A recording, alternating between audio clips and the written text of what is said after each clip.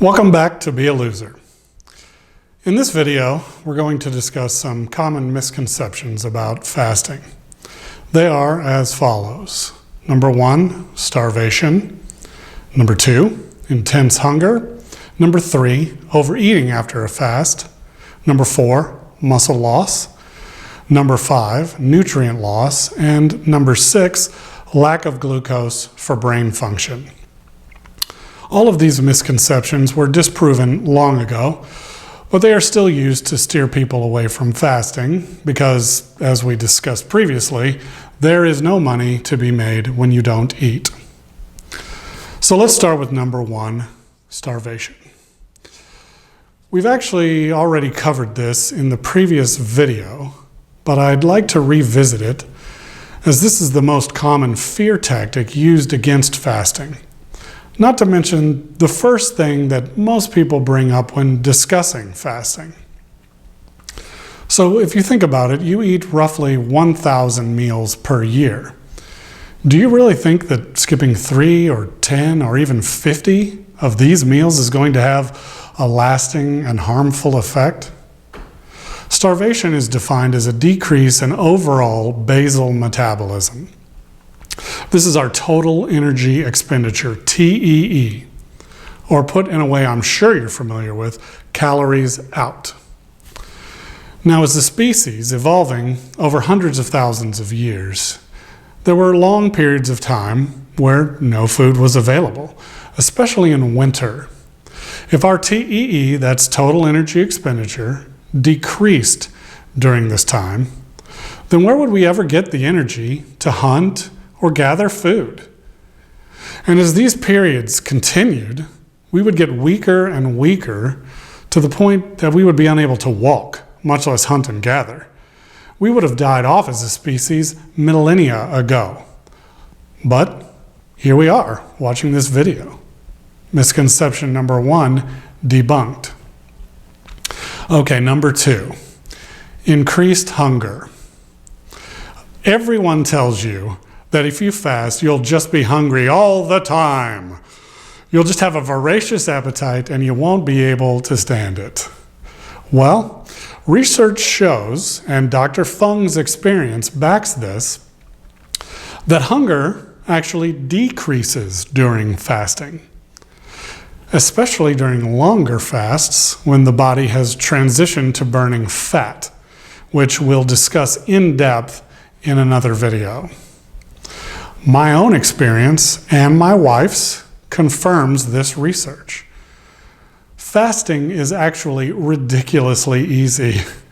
It's not always enjoyable, but it's really, really simple. I find that I am rarely hungry while fasting, and when I eat after a fast, I find that I have less appetite than I did before I began the fast. So my best advice is give it a try and see for yourself. I'll discuss specifics of fasting in a future video. So that's number 2 down. Okay, number 3, overeating after a fast. So you'll probably hear someone tell you that you're going to overeat after you come off your fast. Well, what we discussed for number 2 should already be a clue to this answer. Okay, the truth is that studies do show that there is a slight increase in the total caloric intake after a fast. On average, it's a change from 2,436 calories to 2,914 calories over a 1-day fast. However, over the 2-day period, that's 1 day fasting plus 1 day eating, the total caloric intake is actually down by 1,958 calories.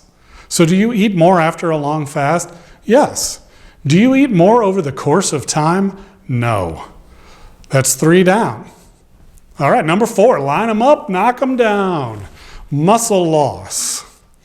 For this one, we're going to go back to our ancient ancestors. It's the same conundrum, right? Why during periods of food scarcity would our bodies choose to burn our protein, i.e. our muscle, for fuel instead of our fat stores? After all, as we previously discussed, Fat is just food energy that is stored for later use. Potential energy. If our bodies burned up our muscles to keep us alive during long winters when there was no food available, we'd have no ability to hunt or gather food come springtime. And once again, we'd have died off long ago. Nope. Still watching the video. Well, let me give you an analogy that Dr. Fung uses that I absolutely love. Let's say that your fat is like firewood. You store it away in huge quantities for when it's cold. And let's say your muscle protein is like that beautiful furniture that you have in your living room. You see where I'm going with this? So when the chips are down and you're freezing, do you chop up your sofa and throw it in the fireplace and burn it? Heck no. You burn that firewood. Why would our bodies work any differently? I can't believe that we are so poorly designed as to have our bodies burn our muscles when we have no food. See you, number 4. Okay, number 5, nutrient loss. Hello, we all have ample nutrients stored in our bodies as fat. This is the point, right? To use these nutrients, to burn that fat for fuel. If you're concerned about it, take a multivitamin. Problem solved. Next. All right, number 6, brain glucose. Okay, it's true. Your brain needs about 150 grams of glucose per day to survive. But nobody is saying that you have to eat that glucose. Your liver will produce enough glucose per day to support your brain health. We'll get into that more in the physiology of fasting video. In the meantime, your brain actually functions better on ketones than glucose. Ketones are an alternate source of fuel that is produced when you burn your own fat stores, and they support brain function very well. We'll get into that in our low-carb, high-fat section. Now again, imagine our ancestors. If the brain could only be supported by glucose, then after 24 hours without food, we'd all become blubbering idiots. Imagine hunting a saber-toothed cat then. Once again, we'd all be dead and gone. Nope, still here. We'll discuss this much more in depth in the next video. Okay, I think we've crushed all the misconceptions about fasting. I didn't even work up a sweat. Well, that's going to be it for this video. And we'll be back soon with another video, Physiology of Fasting. And please remember to like, comment, and subscribe. We always like to hear from you. And as always, keep being a loser.